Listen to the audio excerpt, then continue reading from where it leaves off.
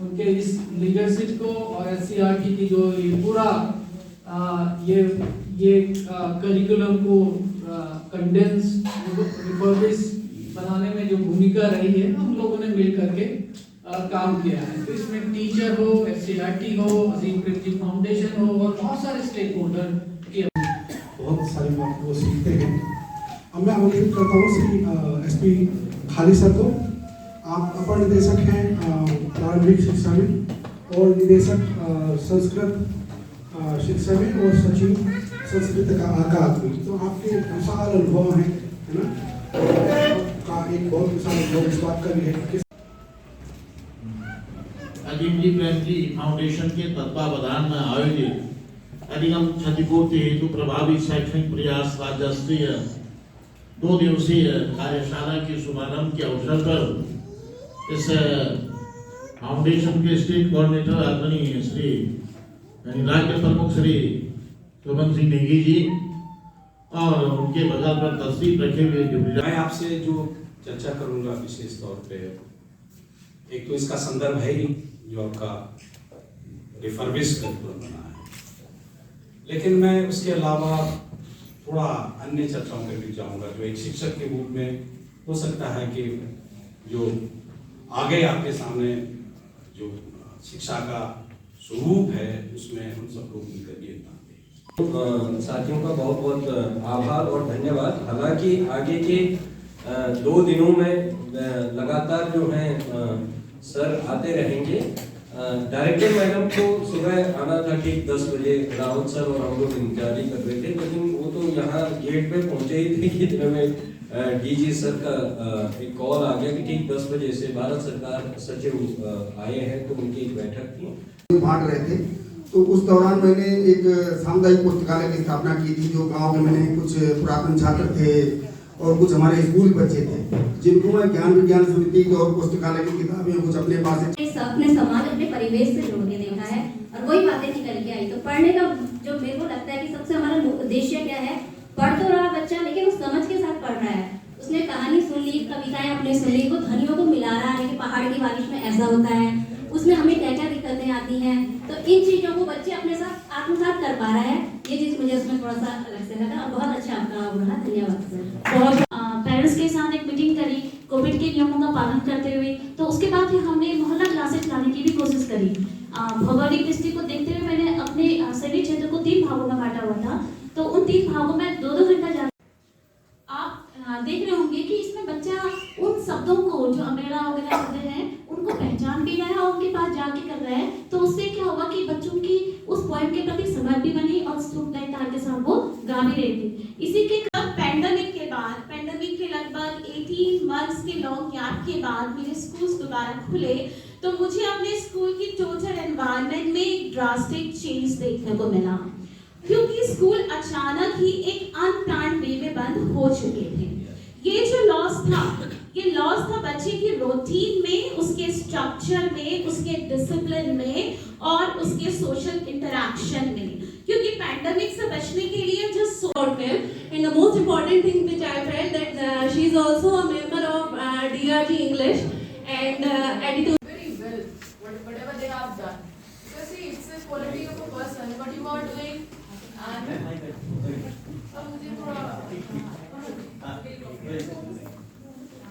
many of us have gone through different kind of ailments.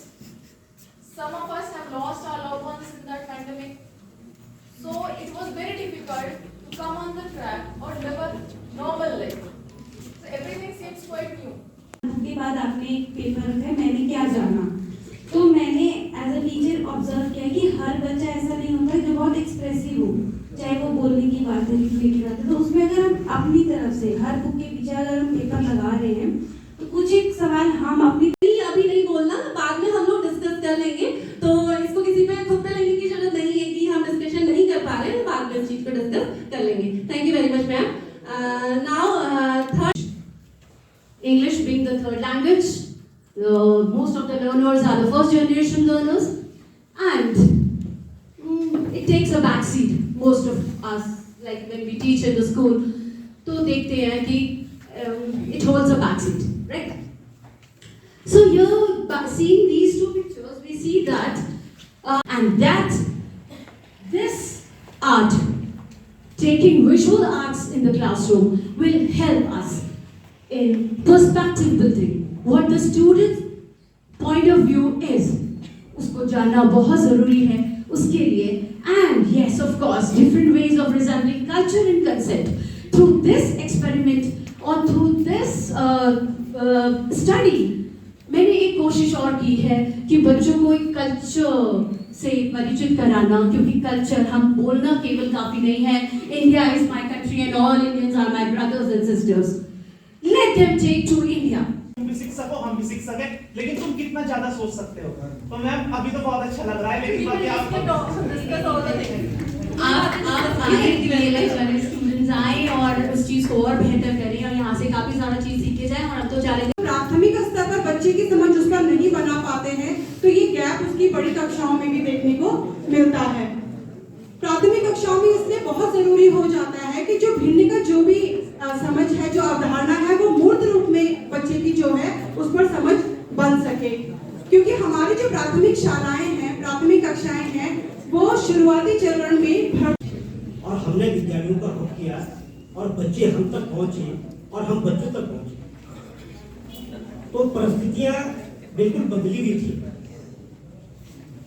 और वो सीधे कक्षा 3 में बच्चे आए तो उनका जो संख्यात्मक ज्ञान था, उसका जब मैंने आकलन किया, जब मैंने शुरू किया कि देखना कि हमारे बच्चे क्या जान पा रहे हैं, कितनी संख्याएं जान पा रहे हैं, कितना इसको समझ पा रहे हैं.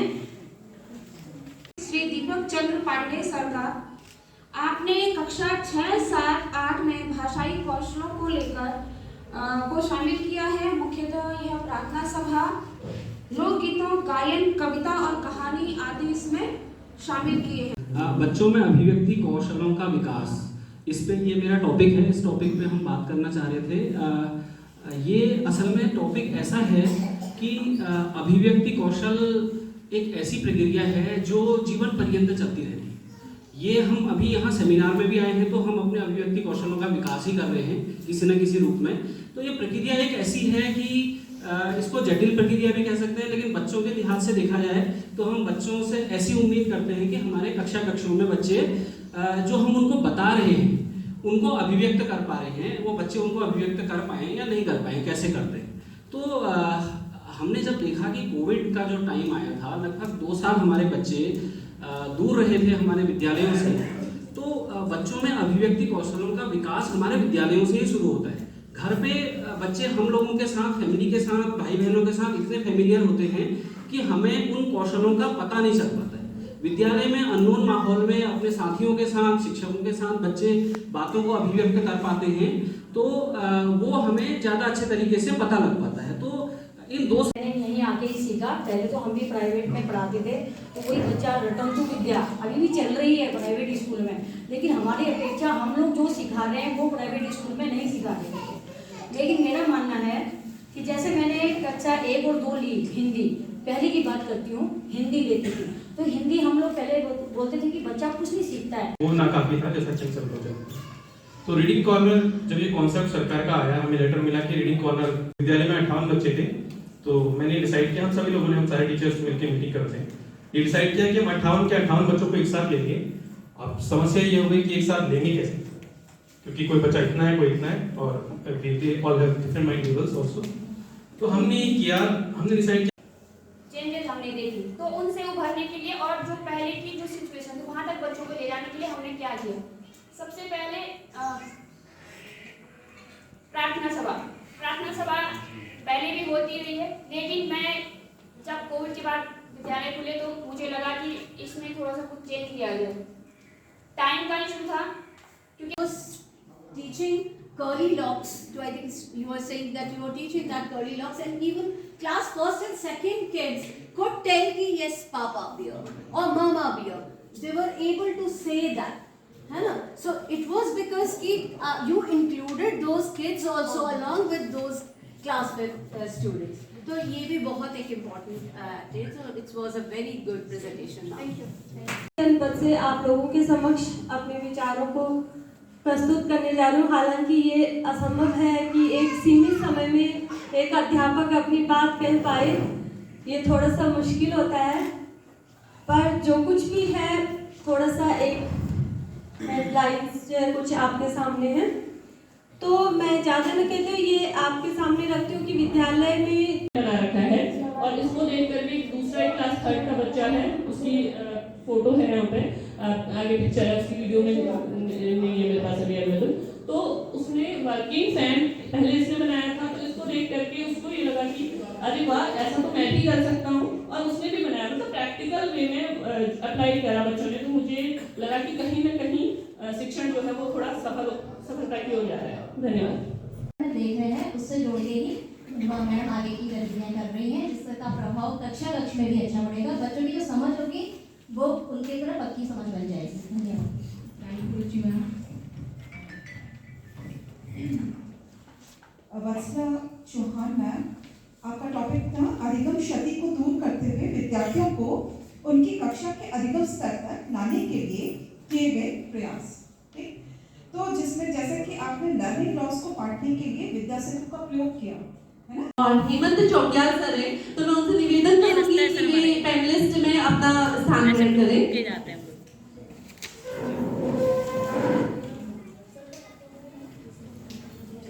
हमारा शिक्षण कार्य शुरू हुआ जब डीएलएड उत्तराखंड का प्रथम बैच निकला था, तो उससे हम लोग आए थे। अगस्त 2017 में हमने ज्वाइन किया और तब से लेकर अब तक कालसी ब्लॉक के राजकीय प्राथमिक विद्यालय रिखाड़ में मैं कार्यरत हूँ। विद्यालय वर्तमान में मेरे पास रिखाड़ और उसके पास बिलमो नाम का एक गाँव है, उसका विद्यालय का संचालन भी मेरे पास ही है और मैं एक शिक्षक के तौर पर 2 विद्यालयों को देख रहा हूँ। क्योंकि हमारे विद्यालय में एक बच्चा है जो 2 बच्चे हमारे पास थे जो दिव्यांग थे, दोनों सगे भाई हैं।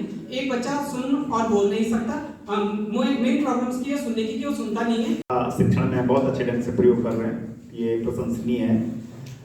बड़ी बात आपके इस पूरे कार्यक्रम में और इस प्रदर्शन में ये भी लग रही है कि अक्षम बच्चों के साथ, अक्षम बच्चों के साथ आप जो काम कर रहे हैं वो अनुकरणीय नहीं प्रेरणीय भी हैं।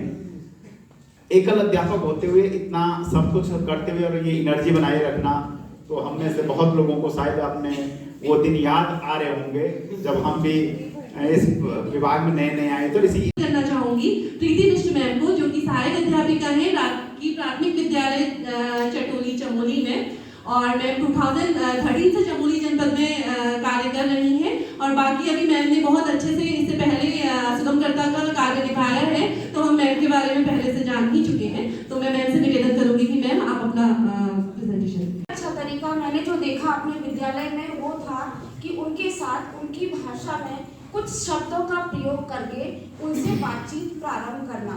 बातचीत किसी खास विषय पे ना होकर उनसे ही रिलेटेड हो, तो बच्चा हमसे खुल जाता है, हमारे साथ सहज हो जाता है और अपनी परेशानियों के साथ, चाहे वो शिक्षा से हो, पढ़ने लिखने से हो, वो आसानी से हमारे साथ शेयर कर लेता है।